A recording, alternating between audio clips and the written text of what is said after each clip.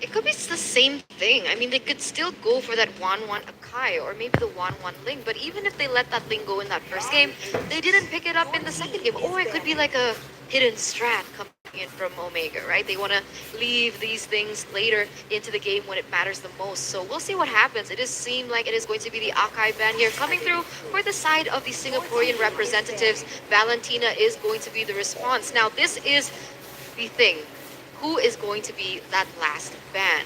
This is going to be a very important ban for Evos SG overall because so far from the draft we can see that Smart Omega, they're completely cool and collected. They know that their hero pool is very deep and it doesn't really matter what Evos is going to be banning up against them. I feel like at this point, what Evos needs to do is that rather than going too hard on respecting specific players' heroes, is to ban out heroes that would affect their playstyle. Because now that it is do or die for them, I think it is just time to go all in, go for the most comfortable strategy that they can play, and ban heroes based on that instead of who they're playing against. The thing is, I think that's what they did in the previous game as well. They went on comfort picks, you know, like the Brock, the Beatrix, the Benedetta, Kagura. All of these were comfort picks. And right now, by taking out the Eve, they have let the 1-1 through. Is this a mistake? Is this a mistake? They have opted to ban the Eve. Sure, they are going to leave different picks for their side to pick up as well, but is 1-1 too much to let go? I mean, what is 1-1's win rate right now? It must be super high. It has a 100% pick and ban rate, and for the most part, the ones who are able to pick up this hero usually comes out on top with the way that she's able to create that momentum and scale.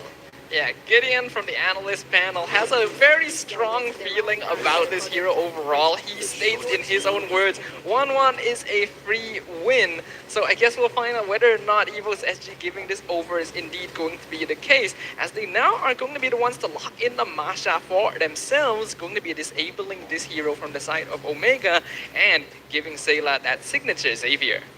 Yeah, I mean, Sayla, we talked about it, not Sayla, Xavier. We talked about Xavier underperforming so far in the MSC, right? And a lot of, well, it's been very targeted. You pick up the Xavier, you potentially get a Natalia as well that goes up against this to shut him down. And I think that's one factor that leads Xavier not having been very successful so far. Is this a bit early? Yeah, the thing is, it's easy to counter, right? So now Omega, like you mentioned, has the option to pick that up, but it actually is going to be the Ling here coming through for the side of Omega onto Ryzen himself, as well as that Esmeralda. So already a very strong side lane in that Esme, but Evos understand the potential of the Natalia pick. They don't want to ban it out here in the second phase, but they do opt to take it for themselves. I really like this lineup from Evos SG so far. If we are observant enough from the past two games, we can tell that Smart Omega, they have a style of play where they'll basically make the decision that if they don't think they're ready for a fight, they just won't take it at all. So in this case, Evos SG, they're picking up heroes that avoid fights altogether while being able to just segregate members of Smart Omega with this Natalia to at least regain a little bit of that momentum and control over the battlefield. Right now, Omega is taking out the Deroth as well, and Evos SG banning out the Angela, so they don't want, definitely, like you said, that composition to get even stronger with that Angela Link combo. What other options are they potentially looking at here?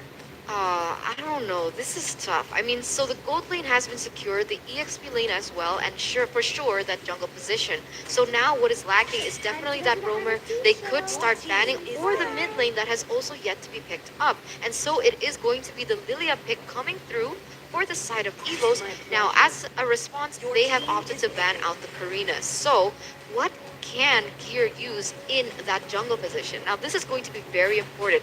Who has the same amount of mobility to be able to counter someone like the Ling? Maybe something like the Paquito might not be a bad choice here if they really wanted to. The Benedetta is still open, but it didn't really work out too well for them in the previous game. Instead, they're going to start things off by locking in the Beatrix, and this does make a lot of sense considering that they've already seen the gold laner on the opposite side. It's not often you see Beatrix get this far in the draft. Better to go with that first, then reveal your jungle and allow Omega to counter it.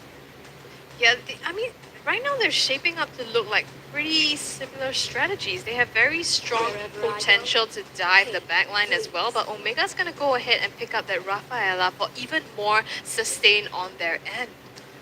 In addition to that, the Rafaela is known to be a quote-unquote counter of the Natalia because she will be able to gain that visibility on the map with her first skill and, therefore be able to sniff out where potentially the Natalia is roaming. But what I don't like about this is that it doesn't synergize well with the Ling.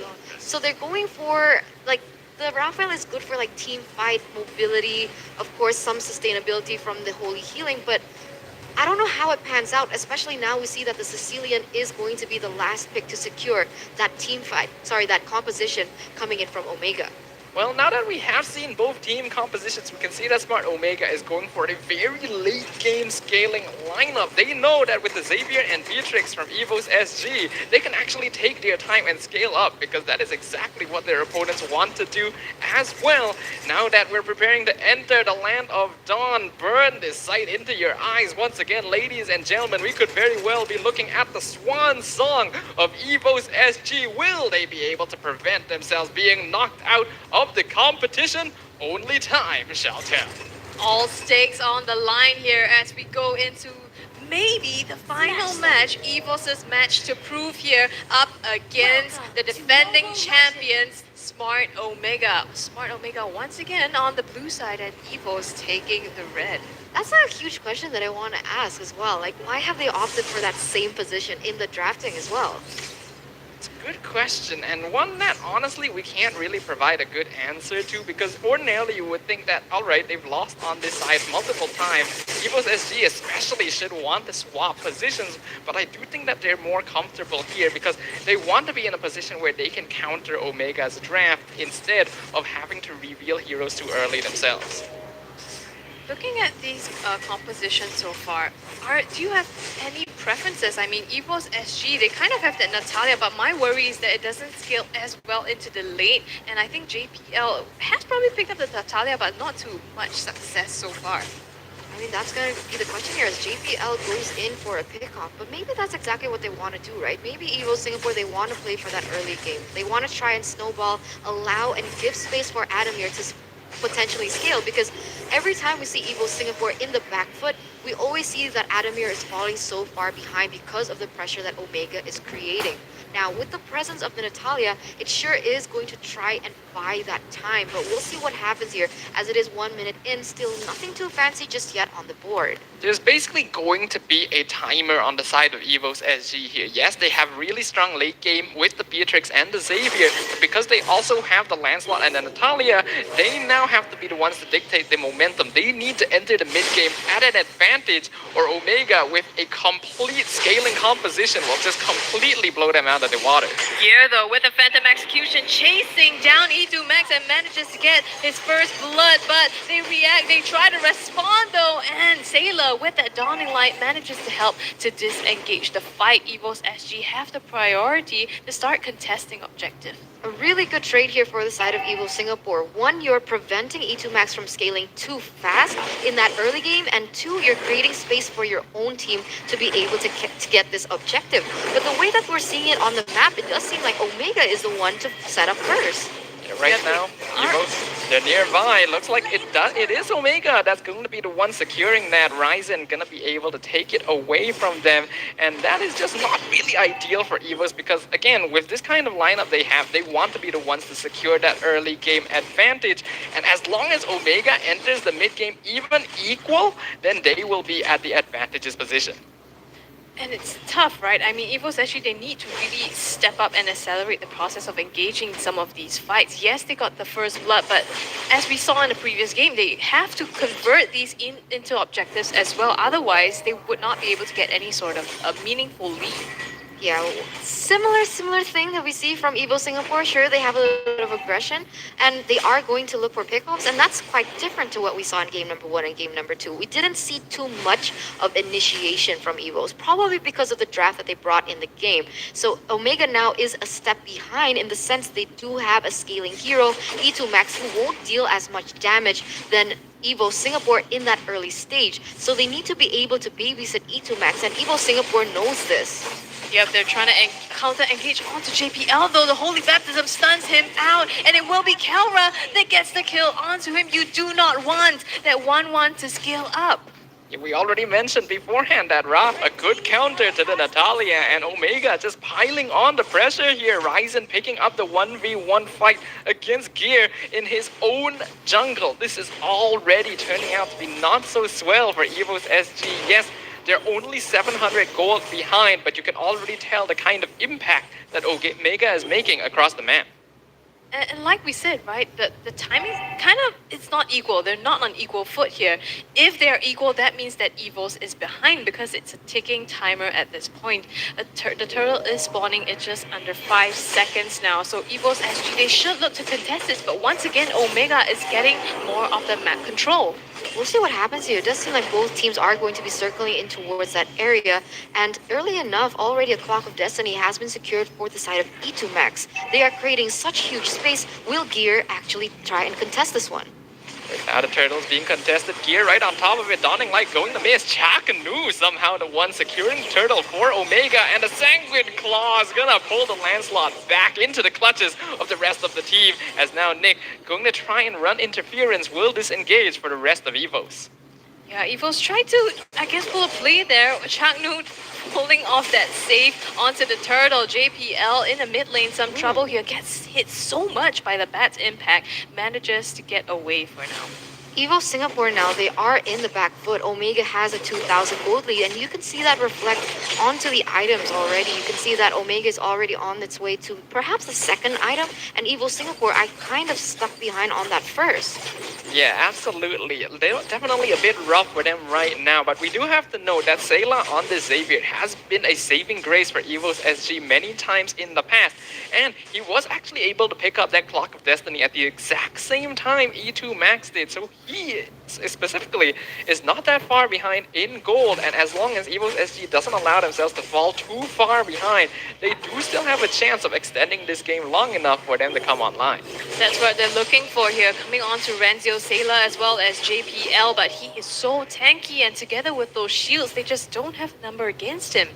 The issue is the composition that Evo Singapore brought to the table is really pick off, right? You have the pressure from Natalia, and you can go in one by one with the either DPS or even burst damage coming in from perhaps the Xavier, even Adamir. But now they don't have any sources of CC, so when it goes into that mid game and it goes to the late game, Evo Singapore, they're going to fall far behind because they don't have the potential when it comes down to a 5v5 team fight. Whereas from the side of Omega, you have Chapno with that Holy Baptism, as well as that Falling Star Moon coming in from Renzio. There's just so many things to play with. There's not one clear-cut winning condition, whereas Evo Singapore is just only one, and it doesn't seem to be working right now. For that reason, you can definitely see the pressure on Evos right now, but hold on a second. Chaknu has to use the flicker to get away, but he is in dangerous territory, right into the hands of Nick. He still stops him with the Holy Baptism. He dies, but that is a fair amount of time wasted. Yeah, huge amount of time wasted. He created so much space for Omega to take the objective, and Evos SG, they don't even get a single thing out of that. I mean, Chaknu, yes, one death, but how much does that really mean in the long run? So disciplined coming in from Omega right now. They're just going in for those turrets. They managed to get one in that bottom side, and they're looking for more. But meanwhile here, I feel like JPL is scouting for something, perhaps. But is it going to be enough? I feel like JPL is already way too behind in farm. And Natalia definitely needs items to actually take fights. And speaking of fighting, Gear gonna be picked off yet again. Omega just making use of their map presence and mobility. Right now, Ryzen is completely outmaneuvering JPL. And Omega, look at Renzio just taking out the farm all by himself, trying to strip that off from Gear as well, taking advantage while he has a death timer put on him. So Omega, they have the late game scaling, they are getting the gold that they need. This is looking extremely dangerous for Evos. dangerous and bleak, to be honest. I mean, on gear 131, already 8 minutes in, what's going on with Evos right now? They're not playing like a unit. They're not looking for initiatives on the board. And it's supposed to be Omega on the back foot because they have that Sicilian in the early game. But if we're looking, nothing of that is reflecting at all on the game. They are now with a 6,000 gold lead, pushing another turret in that top side, in that bottom side, and maybe even taking another one.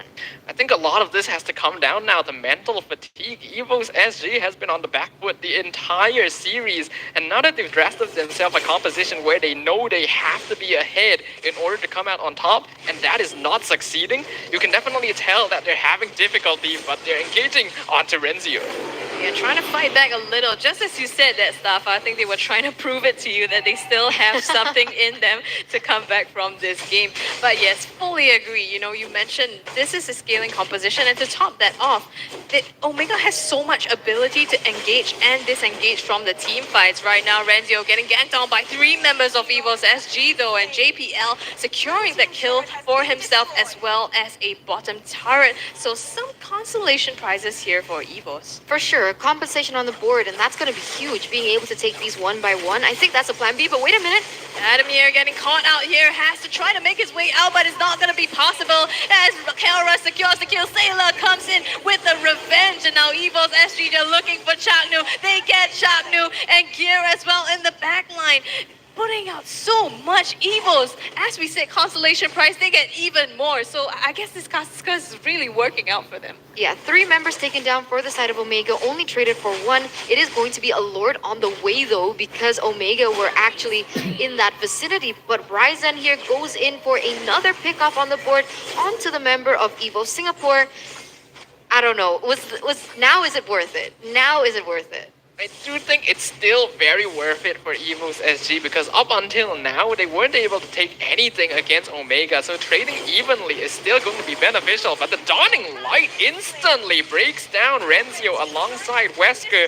They take the tier 2 tower though. Here comes Chaknu from the side. He's looking for JPL, but the rest of the team not ready to follow up. They're going for the objectives instead.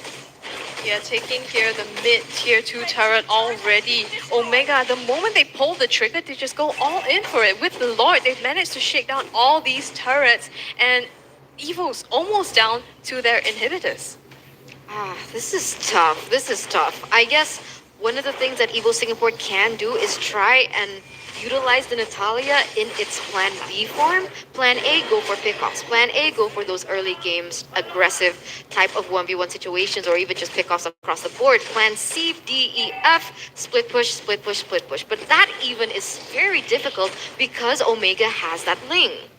Yeah, I absolutely agree with you there. The Ling is really messing up with Evos SG's plan. And even though they did give it over, recognizing that they would have the mobility to deal with it, Ryzen is just exercising much better awareness over the map.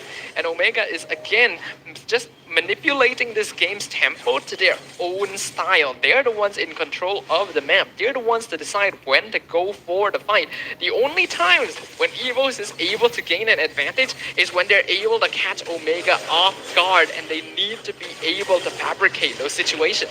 But even then though, Omega, even if they lose members, they get something else in return. Like they got the lot earlier off of the fight from Evos SG. So no matter what, it seems like every single time Omega comes out on top. Ryzen at the top side trying to look for a pickoff. Doesn't quite find that, but manages to push his way in. And look at Omega, just so disciplined, rotating as an entire unit. Okay, but that was good, right? That was good. They were able to get an objective on the board in the top side, and that's exactly what we were talking about. Okay, you can't go in for that 5v5 situations. You can't go in for those skirmishes. What else can you do? Focus on objectives. Focus on those split pushes. They were able to utilize the way that Omega was clumping up to look for a good siege, in the way that the Lancelot was actually able to go and rotate towards that top side and find a turret on the board from the side of Omega. And if Omega keeps doing this, this might actually be the saving grace that Evo Singapore actually needs, as now Omega though are going to start opening that Lord. The question is whether or not they're going to show that vulnerability again. Omega is very good at adapting to these sort of situations, and now that they know that there is a weakness, a chink in their armor, you can be sure that they're going to try and adapt to it. That Dawning Light though, definitely getting very close. almost getting it. Unfortunately, not being able to secure the kill, Omega, Evos actually tried to pull the split push down, but Omega had an answer to that as well. And on top of that, they baited the Lord. So Omega has so much control over the map, and Evos actually just being forced to respond to things time and again. Ooh, look at that damage of that dawning light. Okay, you can say that Omega scales, sure, but that dawning light is going to be a problem for Omega. They need a way to be able to find him and take him out, because just chunking them to half health before a Lord, that's going to be a huge factor as well. Yeah, definitely got to play around Sayla, but here comes the engagement. Evos, they need to run away from Omega as Ryzen is now jumping in with Tempest Ablaze. Gear almost falling as well. Will they be able to clean him up? Down bot side though, Nick is in some trouble. They get 2 kills, 3 kills onto them, a return kill onto Kelra as well. But Ryzen racks up a triple for himself through that Adamir. Aggressive plays here with the flicker in, trying to get Chanu. Gets the last hit to close it up, but he gets shut down by E2 Max and Chaknu, and it's going to be a wipeout on the side of Evos SG. Clean cut game coming in from the side of Omega. It was Adamir, the last one standing, but unfortunately, he came out a little too aggressive. Now Ryzen and Sayla in a 1v1 situation. Tempest of Blaze happens, but the shutdown actually comes to Evo Singapore. Oh, it looked like that was going to be the end right there, but I think even Ryzen himself realized that with the Tempest of Blades, he wouldn't be able to escape from the Xavier, so just stood there prepared to meet his end. Evos SG going to be preserving the chances in the competition for now, but you can already see the amount of damage coming out from Ryzen, getting a triple kill by himself in the back line. That's not ideal. Yeah, and I mean, was that a mistake? Because now Ryzen isn't here to contest the Lord Evos, though they're still tentative on pulling this trigger here, going to chunk down the damage slowly, and they will be able to secure it for themselves. But now Omega comes in. They want to be able to engage, and the crossbow of 10 procs all onto Gear and manages to put him in a body bag. Sayla is the next target here. 2 of them fall, traded out for 1 E2 Max. Evos SG, they get the objective, but they pay the price for it. Adamir in some trouble. Renzio chasing him down. The stun comes through, and the kill comes through as well. That's not good. That's not good. 3 members now have fallen from the side of Evil Singapore. Sure, there is a Lord on the way, and it does seem like JPL is looking for a play. Let's see what he can do. Ooh, jumping onto the 1-1. They actually managed to pick off Kelra there. So Evos SG, they're not ready to sit down and roll over just yet, but they're now in a 2v3 situation. Will Omega be able to break straight through? Looks like they're gonna make the wise choice to retreat. They had the creeps, but you know, this is, as we said, an Omega V2 of sorts. They look super disciplined, going to make the decision to only push when they are 100% confident of doing that. So backing off for now. But Evos SG, Eterna, you said like maybe 5-10 minutes ago that it was looking really bleak. How is this looking now? To be honest, it's still looking bleak. Sure, you can find some contests on the board, but the way that Omega is playing, they're not making mistakes. And if they do make mistakes, they just find a way to be able to come back through it. I guess their only saving grace is going to be JPL to look for some pickoffs on the board. But the way that Ryzen is playing like a monster on this thing, it's going to be a very tough time for Adamir to pop off. What is notable though is that since Omega are already so strong, they're actually confident taking individual fights, and they're definitely spreading themselves thinner than they normally would, which actually creates a lot of space for JPL as well as Adamir to be able to find the squishier targets in the backline, because Ryzen is too busy in their backline instead. It's like you're being torn by 2 things, right? You want to engage, but at the same time, you need to be able to make sure that nobody dies, because as we know, Adamir and Sayla are always the winning conditions to Evos SG. Nick and Renzio brawling it out here in the top side, taking some damage, but you can see both teams just waiting it out for any opportunity to start a team fight before the next objective comes up. Ryzen finds Gear at the bottom side. 3 members of Omega 4 rotate down to take him down. Gear and tries to make his way out, but it's not going to be enough as he has to bow out of this one. And Omega, they have the numbers advantage now. 171 is Gear's KDA. He has been taken down 7 times in this 18-minute game. Sure, he does have a way of try and splitting, putting the map, and that's exactly what you want to be trying to do. But unfortunately, that being said, it's the same thing as game number 2. Sorry, when I think about it, right? They want Gear to be able to contest the objectives, but every time it gets popped up, he gets taken down right before it because he's trying to split the map. So maybe next time, don't rely on Gear to be the ones to do that. Well, the question is whether or not there will be a next time, because now the final evolution of the Lord might go to the hands of Omega, donning light to try and steal it. Here comes JPL, but Omega in a much better position here.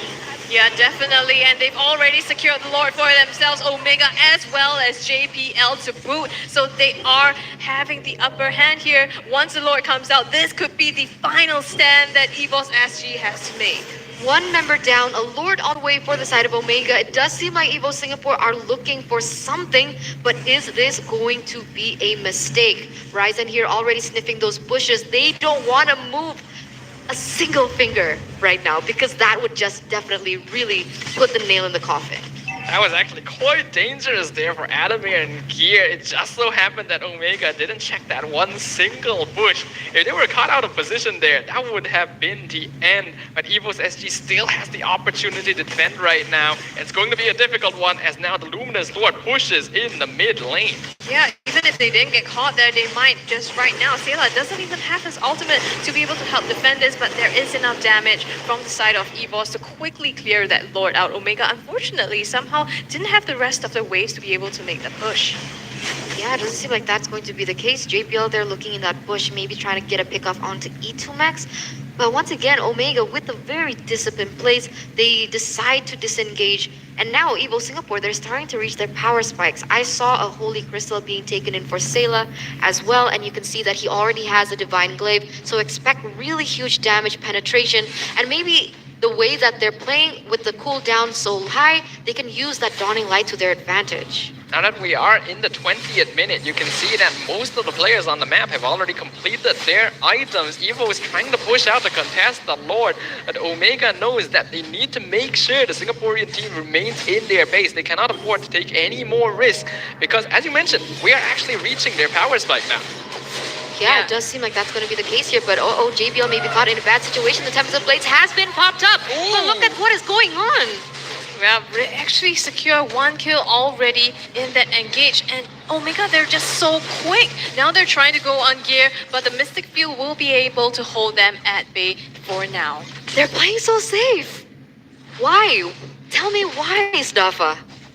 Well, you have to realize that Evos SG is really good at prolonging these games here, and that's what they're doing. They're clearing up the wave. A fight is starting again, but Nick is taking the brunt of the damage. He's fine. Crossbow tank, not quite enough to finish off Sayla, but Kelra is on top of the crystal. They want to end this right now. Nick finally falls after ages. Killing spree going over to Omega, but they do still try to contest this. They don't have a minion wave, though. Evos SG with this Xavier is good enough to clear up, and he has a lot of damage.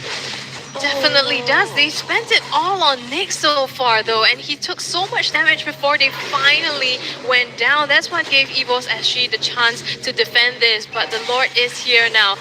This one, maybe for real, they're actually going to take it and push. They've been waiting for an opportunity to use this and finally close out the game. They're completely ignoring that minion push in that bottom side. They want to go big or go home, and this might be the final stance here once again for the side of Evo Singapore. JPL already looking for a play, scouting vision, but Renzio, I think he knows, man, at this stage, the way that Evo Singapore is playing, they're playing with a pattern, and Omega is so good at reading patterns. Ooh, that was close. Sayla nearly timing it perfectly for the Lord, and that would have changed Evos SG's fate entirely. So Ryzen was able to secure it just in time. But so far, we have seen Evos put up an incredible defense, all thanks to this Xavier. Omega has to recognize now that Sayla is the big problem, preventing them from pushing straight into the base and ending things. If they're not able to find that opening, we could be seeing a repeat of Evos' game against RRQ yesterday.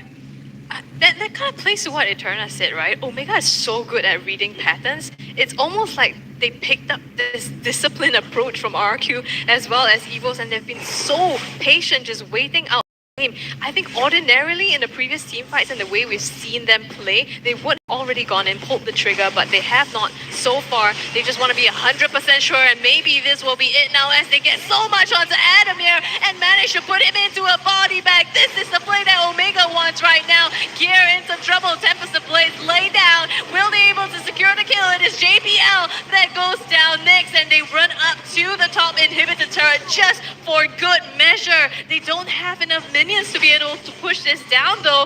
They are coming right up now as Omega. They wait this out. They want the close. Gear goes in, but he gets put down. Immortality pop, but not for long. They don't need it because Omega secures this entire series with a 3-0 against Evos SG. The defending champions once again showing what it is and what it takes